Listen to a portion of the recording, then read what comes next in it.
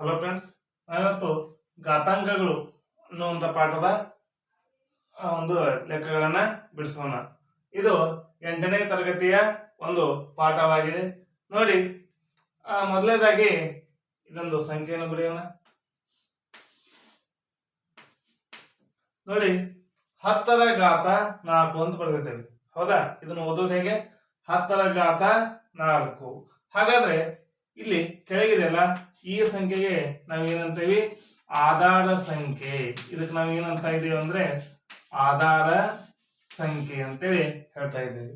ಹಾಗಾದ್ರೆ ಇಲ್ಲಿ ಮೇಲೆ ಇದೆಯಲ್ಲ, ಇದಕ್ಕೆ ನಾವು ಏನಂತ ಕರಿತೀವಿ ಅಂತಂದ್ರೆ ಘಾತ ಸೂಚಿ. ಏನ್ ಹೇಳ್ತಾ ಇದ್ದೀವಿ? ಘಾತ ಸೂಚಿ. ಈ ಸಂಖ್ಯೆಗೆ ಆಧಾರ ಸಂಖ್ಯೆ ಅಂತೀವಿ. ಇಲ್ಲಿ ಮೇಲಿರುವಂತ ಸಂಖ್ಯೆಗೆ ನಾವೇನಂತೀವಿ? ಘಾತ ಸೂಚಿ ಅಂತೇಳಿ ಕರಿತೀವಿ. ನೋಡಿ, ಇಲ್ಲಿ ಇನ್ನೊಂದು ಸಂಖ್ಯೆಯನ್ನು ಬರೋಣ. 2 ರ ಘಾತ 4. 2 ರ ಘಾತ 4. ಹಾಗಾದ್ರೆ ಇದು ಯಾವ ರೀತಿ ಬರೀಬಹುದು ಅಂದ್ರೆ, ಇದು ಯಾವ ರೀತಿ ನಮಗೆ ಮಾಹಿತಿ ಕೊಡ್ತದಂದ್ರೆ, 2ನ್ನ 4 ಸಲ ಗುಣಿಸಬೇಕು. 2ನ್ನ 4 ಸಲ ಗುಣಿಸಬೇಕು. ನೋಡಿ ಹೇಗೆ ಬರೀಬಹುದು? 2 ಗುಣಾಕಾರ 2 ಗುಣಾಕಾರ 2 ಗುಣಾಕಾರ 2. ಹೌದಾ? 2 ರ ಘಾತ 4 ಅಂದ್ರೆ 2ನ್ನ 4 ಸಲ ಗುಣಿಸಬೇಕು. ಹಾಗಾದ್ರೆ ಗುಣಿಸಿದಾಗ ನಮ್ಗೆ ಎಷ್ಟು ಉತ್ತರ ಬರ್ತಾ ಇದೆ? ನೋಡಿ, 2 2 4, 4 2 8, 8 2 16, 8 2 16. ಹೌದಾ? ಅದೇ ರೀತಿಯಾಗಿ ಬೇರೆ ಸಂಖ್ಯೆಗಳನ್ನು ಕೂಡ ನಾವು ಬಳಕೆ ಮಾಡಬಹುದು. ನೋಡಿ, 3 ರ ಘಾತಾಂಕ 3 ರ ಘಾತಾಂಕ ಎಷ್ಟಂತ ಬರೆಯೋಣ? 5 ಅಂತ ಬರೆಯೋಣ. ಹೌದಾ? ಹಾಗಾದ್ರೆ 3 ಏನಾಯ್ತು? ಆಧಾರ ಸಂಖ್ಯೆ ಆಯ್ತು. 5 ಏನಾಯ್ತು? ಘಾತ ಸೂಚಿ. ಹೌದಾ? 3 ರ ಘಾತ 5. ಹಾಗಾದ್ರೆ 3ನ್ನ 5 ಸಲ ನಾವು ಏನ್ ಮಾಡ್ಬೇಕು? ಗುಣಿಸಬೇಕಾಗ್ತದೆ. ಹಾಗಾದ್ರೆ 3ನ್ನ 5 ಸಲ ಬರ್ಕೊಳ್ಳೋಣ. 1 2 3 4 5. ನೋಡಿ, 3 3 9, 9 3 27, 27 3 81 ಆಗ್ತಾ ಇದೆ. ಹಾಗಾದ್ರೆ ನಾವು 81 3 ಮಾಡ್ಬೇಕು. 81 3 ಎಷ್ಟು ಆಗ್ತಾ ಇದೆ ಅಂದ್ರೆ 3 1 3, 3 8 24, 243, 243. ಅಂದ್ರೆ ಈ ರೀತಿಯಾಗಿ ನಾವು ಲೆಕ್ಕಗಳನ್ನ ಮಾಡ್ತಾ ಇದ್ದೀವಿ. ನೋಡಿ, ಇದರಲ್ಲಿ ಮತ್ತೆ ಏನನ್ನ ತಿಳ್ಕೊಬಹುದು ಅಂತಂದ್ರೆ, ಇಲ್ಲಿ 2 ಅನ್ನುವಂಥದ್ದು ಯಾವ್ದಾಗಿದೆ ಅಂದ್ರೆ ಧನ ಪೂರ್ಣಾಂಕ. ಧನ ಅಂದ್ರೇನು? ಪ್ಲಸ್ ಚಿಹ್ನೆ. ಪ್ಲಸ್ ಚಿಹ್ನೆಯನ್ನು ಹೊಂದಿದೆ. ಅದೇ ರೀತಿಯಾಗಿ ನಾವು ಋಣ ಚಿಹ್ನೆಗಳನ್ನು ಕೂಡ ನಾವಿಲ್ಲಿ ಬರೀಬಹುದು. ನೋಡಿ, -2 ಘಾತ 3. -2 ರ ಘಾತ 3. ಹಾಗಾಗಿ ಇದನ್ನ ಹೆಂಗ್ ಬರೀಬಹುದು ಅಂದ್ರೆ -2 ಗುಣಾಕಾರ -2 ಗುಣಾಕಾರ -2 ಈ ರೀತಿಯಲ್ಲಿ ಬರೀಬಹುದು.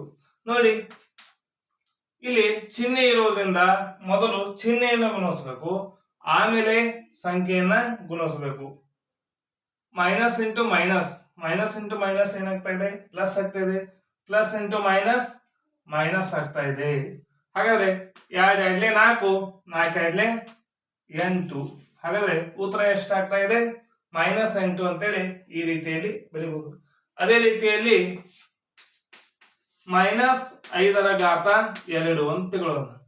ಹೌದಾ? ಹಾಗಾದ್ರೆ -5 ಗುಣಾಕಾರ -5 ಅಂದ್ರೆ -5ನ್ನ 2 ಸಲ ಗುಣಿಸಬೇಕು. ಹೌದಾ? ಏನಾಗ್ತಾ ಇದೆ? ಮೈನಸ್ ಇಂಟು ಮೈನಸ್ ಪ್ಲಸ್ ಆಯ್ತು. ಮೊದಲು ಚಿಹ್ನೆಯನ್ನು ಗುಣಿಸ್ಕೋಬೇಕು. ಮೈನಸ್ ಇಂಟು ಮೈನಸ್ ಎಷ್ಟಾಗ್ತದೆ? ಪ್ಲಸ್ ಆಗ್ತಾ ಇದೆ.